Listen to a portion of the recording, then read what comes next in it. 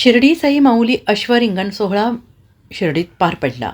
शिर्डीत आज साई माऊलीच्या जयघोषात उभं रिंगण पार पडलंय.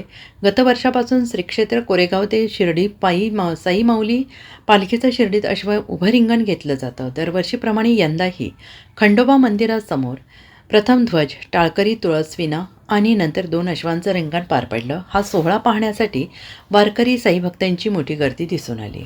साईबाबांच्या या पावन नगरीमध्ये गेल्या 7 वर्षापासून शिर्डी परिक्रमा जी आहे बाबांची ही सुरू आहे आणि याच निमित्ताने आमचे मित्र आहेत गोवेकरजी की रामचंद्र गोवेकर जे कोरेगाव येथून ही बाबांची पालखी साईबाबांची पालखी शिर्डीला घेऊन येत असतात आणि ज्या पद्धतीने संत तुकाराम महाराजांची पालखी, संत देव महाराजांची पालखीमध्ये रिंगण सोहळा जो होतो, घोड्याचं रिंगण जे होतं वाखरी या ठिकाणी, त्याच धर्तीवरती मागच्या वर्षापासून या ठिकाणी बाबांच्या या खंडोबाच्या मंदिरासमोर हा रिंगण सोहळा पार पडतो.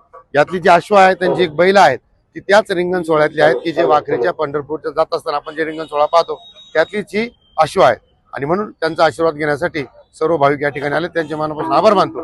दुसरं की खंडोबाची जी वारी आहे या खंडोबाच्या देवस्थानाच्या समोर या परिक्रमेच्या निमित्ताने हा सोहळा आहे आणि या निमित्ताने मला एक सांगायचं महत्वाचा विशेष असा आहे की जसं पांडुरंगाला आपण जातो तर साईबाबांना ज्या पालख्या येतात त्या पालख्यांमध्ये अश्वाचं जे महत्व आहे ते या ठिकाणी दुसरं वर्ष आहे.